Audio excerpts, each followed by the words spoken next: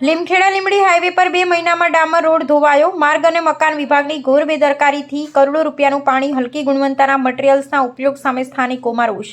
લીમખેડાથી લીંબડી અને ઝાલોદ થઈને રાજસ્થાનને જોડતા અત્યંત વ્યસ્ત હાઈવે પર ડુંગરી ગામ પાસે માર્ગ અને મકાન વિભાગની ભ્રષ્ટ કામગીરીને કારણે પ્રજા મુશ્કેલીમાં મુકાઈ ગઈ છે।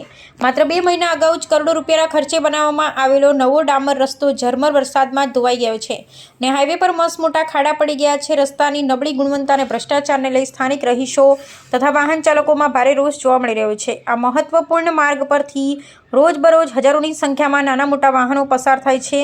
પ્રથમ જ સામાન્ય વરસાદમાં રોડ પર પડેલા મોટા ખાડાઓમાં પાણી ભરાઈ જવાને કારણે અકસ્માતોનું પ્રમાણ વધી ગયું છે। ખાસ કરી બાઇક ચાલકો ખાડામાં ફસાઈને પડી જવાના અને ઇજાગ્રસ્ત થવાના બનાવો રોજિંદા બન્યા છે। વાહન ચાલકો અને રાહદારીઓની સુરક્ષા જોખમમાં મુકાઈ હોવા છતાં તંત્ર દ્વારા કોઈ નક્કર પગલાં લેવામાં આવ્યા નથી। સ્થાનિક નાગરિકોના આક્ષેપ મુજબ રોડના નિર્માણમાં માપદંડોને નેવે મૂકી અને અત્યંત હલકી ગુણવત્તાવાળા મટીરીયલ્સનો ખુલ્લેઆમ ઉપયોગ કરવામાં આવ્યો છે, જેના કારણે ભ્રષ્ટાચારની પોલ ખુલી ગઈ છે।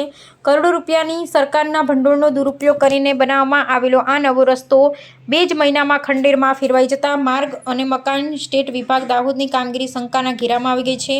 આ ગંભીર મામલે જવાબદાર અધિકારીઓ અને કોન્ટ્રાક્ટર સામે ઉચ્ચ સ્તરીય તપાસ હાથ ધરવામાં આવે તેવી લોક માંગ પ્રબળ બની છે। સ્થાનિક લોકોની માંગ છે કે જો વહેલી તકે આ માર્ગનું યોગ્ય રિપેરિંગ કરવામાં નહીં આવે તો જન આંદોલન કરવામાં આવશે। તંત્ર દ્વારા તાત્કાલિક ધોરણે ખાડા પૂરણ કરી રોડનો સુવાળો બનાવવામાં આવે તે સમયની માંગ છે। રિપોર્ટર શ્રીકાંતભાઈ કેવહાની।